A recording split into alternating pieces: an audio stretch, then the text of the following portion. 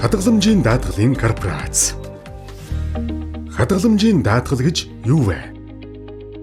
Банк албадан татан буугдсан тохиолдолд хадгаламжийн даатгалын сангаас таны тухайн банкнд дах харилцах болон хадгаламжийн дансны нийт 20 сая хүртэлх төгрөгийг нөхөн олгох үйл ажиллагааг хэлнэ. Олон улсад хадгаламжийн даатгалын тогтолцоо хэрхэн үүсч хөгжсөн бэ? 1929-өөс 1933 оны их хямралын үеэр Америк нэгдсэн улсад 9,000 гаруй банк дампуурч иргэд хадгаламжаа алдсан. Үүнээс шалтгаалan 1933 онд Америк нэгдсэн улсад дэлхийн анхны хадгаламжийн даатгалын байгууллага байгуулагдсан. 1980-ад оноос хөгжингүй орнууд хадгаламжийн даатгалын тогтолцоог албан ёсоор хуульчилж нэвтрүүлсэн.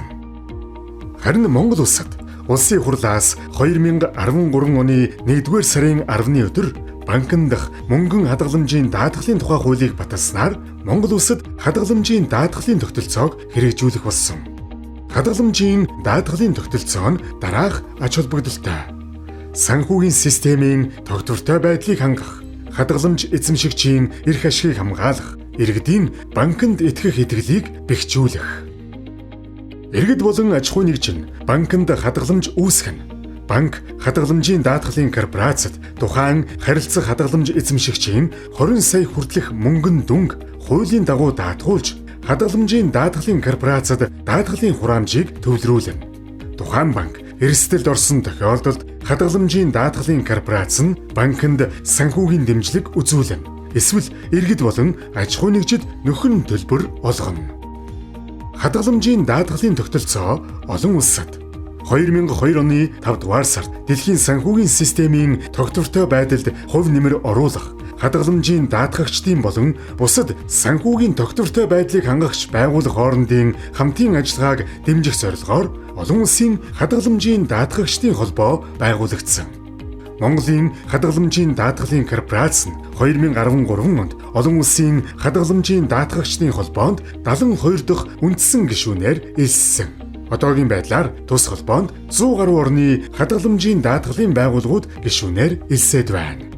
Хадгаламжийн даатгалын корпорацийн үндсэн үйл ажиллагаа: даатгалын хураамжийг төвлөрүүлэх, даатгалын тохиолдол бий болоход хадгаламж эзэмшигчдэд даатгалын нөхөн төлбөр төлөх, эсвэл санхүүгийн дэмжлэг үзүүлэх, сангийн хөрөнгийг хуульд заасны дагуу удирдах, санхүүгийн эрсдлийг үнэлэх зорилгоор банкны эрсдлийг үнэлж хянах. Даатгагдсан хадгаламж гэж ямар дансыг хэлэх вэ? Хугацаатай болон хугацаагүй хадгаламжийн данс, харилцах данс, цалин, тэтгэвэр, карт гэх мэт. Гадаад валютын харилцах хадгаламжийн данс. Даатгагдсан хадгаламж эзэмшигч гэж хэн бэ? Иргэн болон хуулийн этгээд насанд хүрээгүй хадгаламж эзэмшигч. Монгол улсад оршин суугаа гадаадын иргэн. Монгол улсад үйл ажиллагаа эрхэлжгүй гадаадын хуулийн этгээд. Ямар хадгаламж даатгалд үл хамаарах вэ? Мөнгө угаах болон терроризмыг санхүүжүүлэхтэй тэмцэх тухай хуулийн 4-ийн 1-д заасан этгээдийн нэргүй болон дугаарсан эсвэл хуурамч нэрээр нээсэн данс. Нэргүй хадгаламжийн сертификат болон бусад төрлийн нэргүй санхүүгийн хэрэгсэл. Нэрлсэн үнээр эргэж төлөгдөхгүй хадгаламж. Дараах этгээдийн хадгаламж даатгалд хамаарахгүй. Банк, төрийн байгууллага, нутгийн өөрөө удирдах болон нутгийн захиргааны байгууллага, эрүүл мэндийн, тэтгэврийн болон нийгмийн албан журмын даатгалын сан.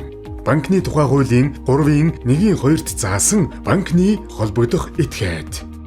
Нөхөн төлбөр олгох үйл ажиллагаа дараах 3 үе шатын дагуу явагдана. Монгол банкнаас тухайн банкыг албадан татан буулгах тухай шийдвэр гарна. Хадгаламжийн даатгалын үндэсний хорооноос нөхөн төлбөр олгох тухай шийдвэр гарна. Нөхөн төлбөр олгох банкыг хадгаламжийн даатгалын үндэсний хороо Монгол банктай зөвшөлдсөн сонгон шалгаруулна. 20 сая хүртэлх мөнгөн дүнг хадгаламжийн даатгалын корпорацаас төлнө. 20 сая төгрөгөөс илүү гарсан мөнгөн дүнг банкны эрх хүлээн авагч барагдуулна.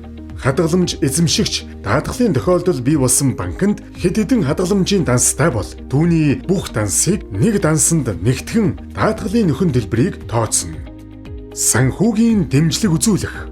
Санхүүгийн дэмжлэг гэдэг нь банк төлбөрийн чадваргүй болсон эсвэл үйл ажиллагаагаа хэвийн үргэлжлүүлэх боломжгүй болсон тохиолдолд тухайн банкны даатгалд хамрагдсан хадгаламжийг үйл ажиллагаа нь хэвийн явагдаж байгаа өөр банк руу шилжүүлж хадгаламжийн даатгалын корпорациас шаардлагатай хөрөнгийг санхүүгийн дэмжлэг хэлбэрээр шийдвэрлэх үйл ажиллагаа юм.